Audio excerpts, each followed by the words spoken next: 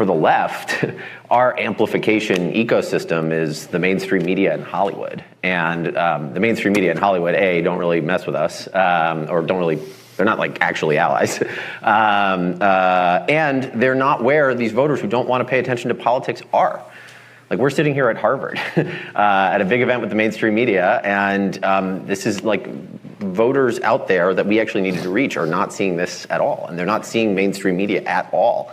And I think fundamentally we have a mismatch between the amplification engine of the left and the media of this moment, which is increasingly alternative, anti-establishment, all that stuff. And so that presents a real issue for us as the party of institutions at a time when people really hate institutions. We had a candidate drop out 14 months into an election. We ultimately lost this race, but I can guarantee you if we had had an open Democratic primary that the Democratic coalition would have been so fractured that we would have guaranteed a loss.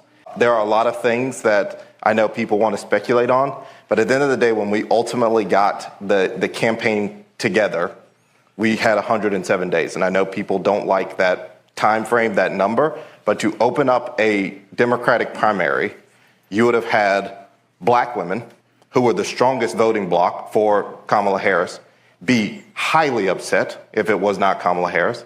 You would have had someone starting with zero infrastructure.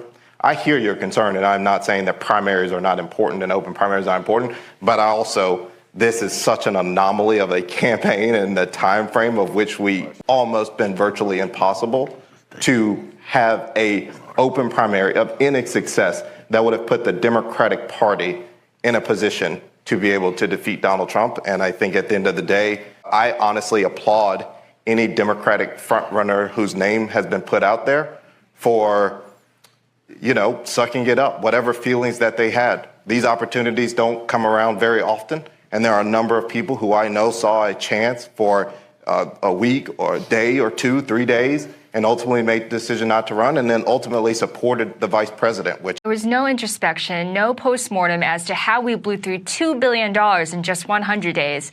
And to be perfectly clear, it wasn't just $1 billion through the campaign. It was another $1 billion through the Super PAC. And it was millions were spent on greedy consultants, celebrities, private jets, ice cream. $450,000 is spent on the sphere, putting your face on a giant ball. I mean, how is that supposed to be helpful? And then $500,000, we recently learned, was given to Al Sharpton right before he interviewed her. So all of these things, we have to be accountable for that. And there's been no sense of responsibility, no accountability. I feel like all these consultants are just going to fail upwards time and time again and just move on to the next campaign as though this disaster didn't unfold.